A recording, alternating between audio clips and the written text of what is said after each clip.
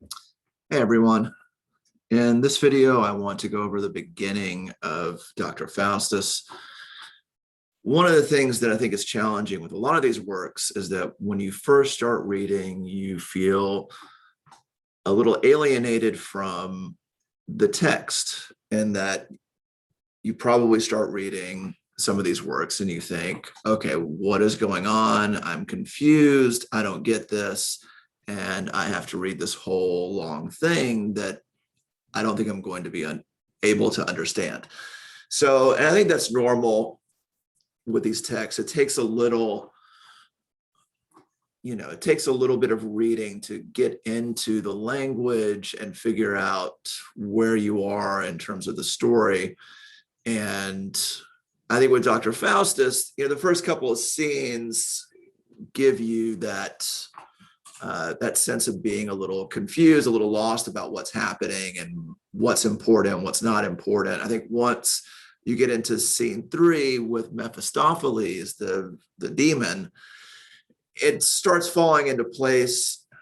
At least the story starts falling into place more and becomes a bit easier to follow and get a sense of where it's going. So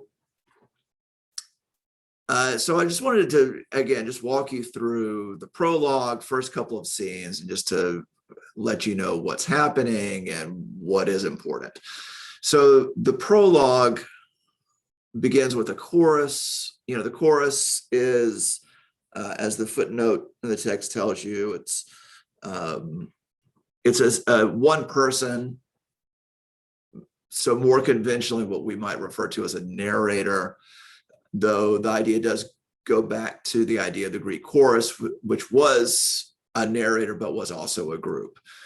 But this chorus is just one person. And so what this chorus is doing in the prologue is essentially telling us what kind of play we're not going to be watching.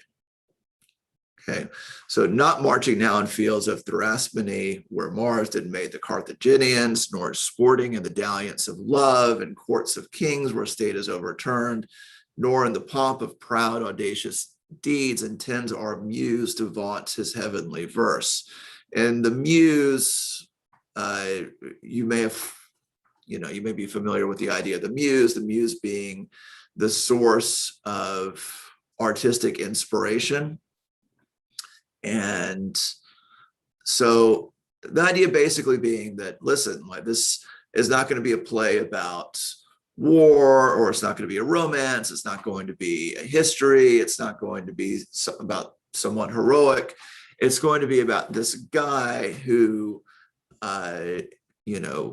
who becomes damned to hell because he decides to sell his soul to the devil for power and knowledge. Okay. And so the rest of the prologue basically introduces this character, Faustus, sort of bringing, explaining, briefly his life, that he was, he was born, his parents' base of stock. So in other words, he's not somebody who was born to wealth and nobility, but somebody who educated himself, who received a formal education, and eventually, becoming a doctorate. Okay, that shortly he was graced with a doctor's name. And then the turn here in terms of where this story is going, till swollen with conceit, with cunning of a self-conceit, his waxen wings did mount above his reach, and melting heavens conspired his overthrow. Okay, and this refers to the Greek myth of Icarus. If you're not familiar with the myth, Icarus and his father Daedalus, in order to escape from imprisonment, they made wings out of feathers and wax, and somehow were able to use these wings to fly away. Okay, if only it were that easy. But that's how the story goes. Icarus becomes, who's younger, obviously he sees the sun and he wants to fly closer to it because it just looks so cool. And when he does, the wax in his wings melts and he plummets into the ocean and to his death. So Icarus is a, then and now is a common symbol for, what happens when people, their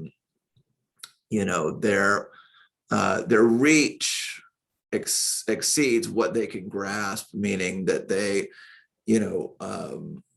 try to achieve too much, whether out of pride or excessive curiosity, and pay a price for that. And in Icarus's case, falling back to earth and death. Faustus's case, he wants to know everything. He wants all this power, all this wealth, all this glory, and the price that he ultimately has to pay is his own damnation. Okay, so if you ever hear the phrase that somebody flies too close to the sun, that's a reference to this myth of Icarus and this idea. One other thing that's interesting here is the melting heavens conspired his overthrow. There's been quite a bit of scholarly debate around this play about whether Faustus is predestined to be damned, okay, or whether he actually has free will. Whether this is something that was predetermined for him, that he was always going to go down this path of damnation, that he was basically born as someone marked for damnation. And there's a whole theology around predestination that at the time of the play, the audience would have been, and Marlowe particularly would have been familiar with, and sort of this whole conflict of, do we have free will, or has God decided in advance who will be saved and who will be damned, fits in with theological concerns and debates of the time of the play. And there's a lot of debate even now about what side the play seems to stand on, whether, Faustus is predestined in his damnation, or whether, whether he has the opportunity throughout the play to actually repent. And, some scholars find the picture a bit mixed, that seems to hint at both possibilities. All right, so then we get to Faustus himself, and we get this long soliloquy by Faustus, where he's basically talking to himself. And the gist of this is that he is going through, all of the areas of study where he has achieved expertise and why they are all so unsatisfying. Okay, and there's a lot of Latin that is mixed in here. Your textbook, footnotes the Latin for you. And, the reason why there is a lot of Latin is that, for the most part, formal education was taught in Latin. And so these are all basically famous Latin phrases that are associated with certain fields of study. So, he kind of goes through, analytics, economy, medical science, and law, the whole thing. And in each case, eventually he gets to divinity, which has particular importance, of course, in this play, religious study, and dismisses them all. Essentially, the whole point here is that, hey, listen, I've studied all these things, I'm an expert in all these fields. There's some scholarly debate. Another instance of scholarly debate about this play is whether Faustus is really as much of an expert as he claims, based on how quickly he dismisses some of these, fields. But that's the basic idea, is that he finds them all unsatisfying, particularly religion, belike we must sin and so consequently die, we must die an everlasting death. He finds this to be unsatisfying. I think logically as much as anything. And again, he doesn't seem to mention the concept of salvation. And, this might be a point as well as to whether, the whole theological conflict between, predestination and free will comes into play. That he seems to, in these statements, sort of assume a more that, religion implies, that people are basically predestined to sin and predestined to be damned. And, he finds this all very unsatisfying, both sort of like personally, emotionally, what he's interested in, but also logically unsatisfying as well. And so then we get into the metaphysics of magicians. Okay, so all of that stuff he's decided is boring, but magic, that is cool. Okay, and that is something that he decides he wants to study. Now, of course, this is not sort of a traditionally accepted field of study in formal education, but he knows people who can who have some expertise in this, and that's where we get Valdez and Cornelius. And he has his assistant Wagner bring them in, and he has them bring Valdez and Cornelius in to help him get started with his study of magic. And then we get good angel, evil angel who come in. All right, and so a word about this.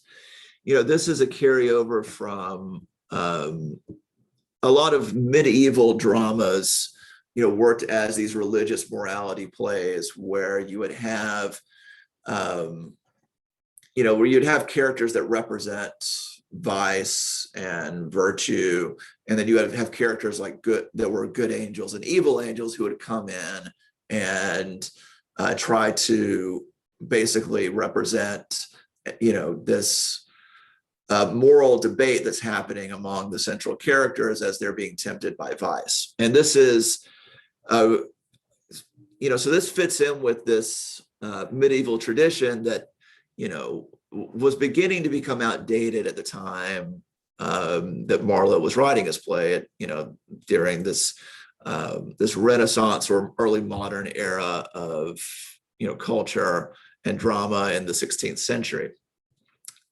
But he utilizes it, and and you've probably seen, there's been a lot of, this is one aspect of the drama that you may have seen portrayed in movies or in cartoons, usually to comical effect.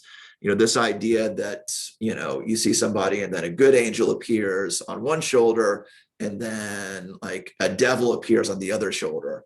And and they're trying to, each one is trying, so it sort of represents the battle of the conscience, where the good angel is trying to talk the person into doing the right thing, and then the devil is trying to talk the person into doing, the bad thing and following their own selfish impulses.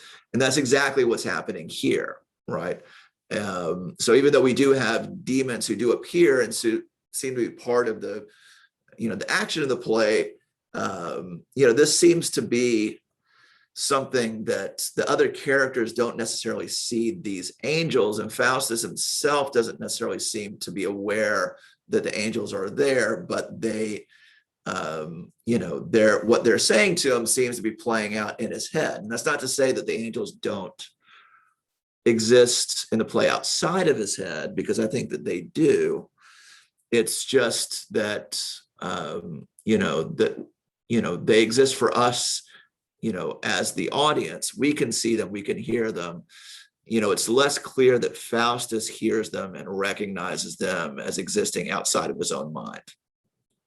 Okay. So, so Faustus, begins to explain to us why, he is so enamored with the idea of magic and being able to study magic and um, being able to control and ask demons and spirits to do things for him. And it gets beyond just the pursuit of knowledge and into this area of sort of power, wealth, and imperialism, right? So, if you think about the play in terms of imperialism, in terms of the colonization and exploitation of many parts of the world that sort of were happening uh, at this time, you had Europe and Britain were sort of really beginning in both. This was happening, of course, in the Americas, but it was also happening in Africa, in Asia. The period of colonization was really ramping up. And so you have that language worked into what Faust is saying, and the reasons why Faust, wants this magic, because, he can have these spirits fly, have them fly to India for gold, ransack the ocean for orient pearl, search all the corners of the newfound world for pleasant fruits and princely delicates.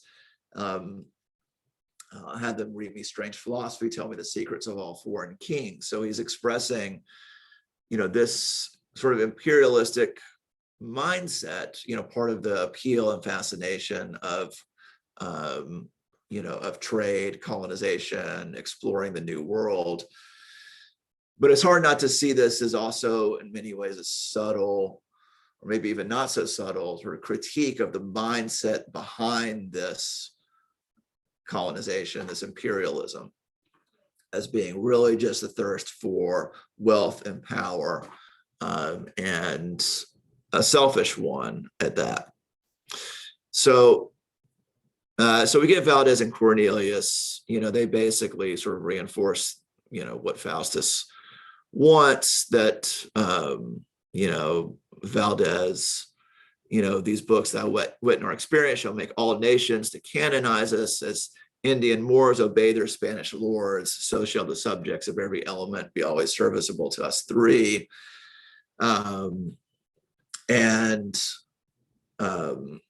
So again, we have these imperialistic overtones to what they're doing and what they want. Okay, and then so jumping ahead to scene two.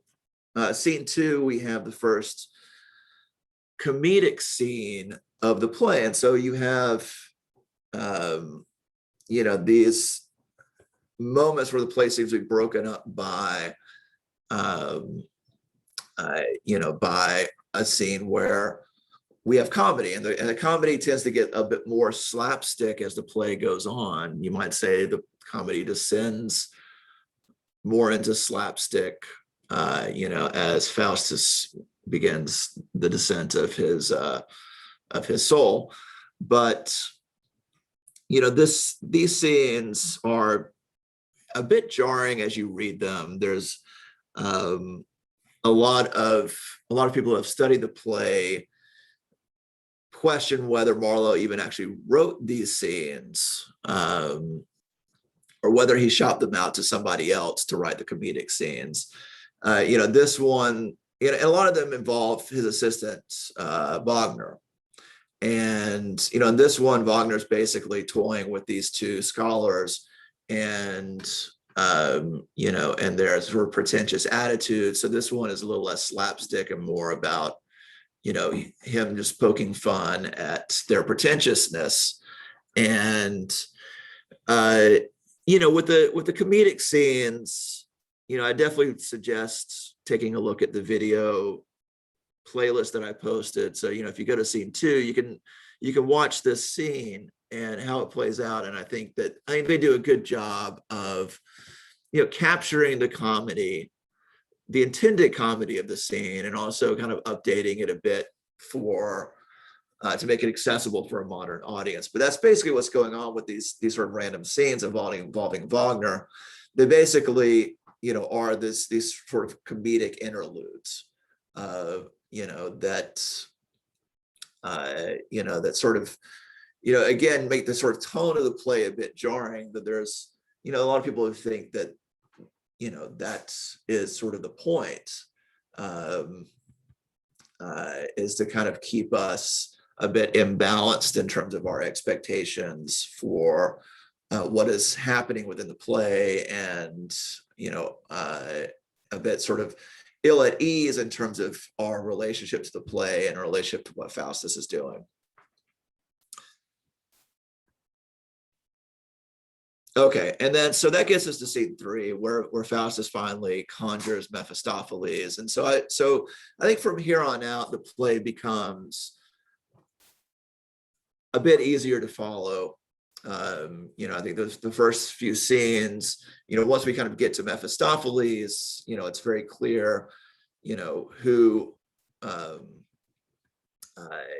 what Faustus is doing, and his engagement with Mephistopheles sort of, becomes, and his interactions with Mephistopheles, really sort of becomes the backbone of the rest of the play.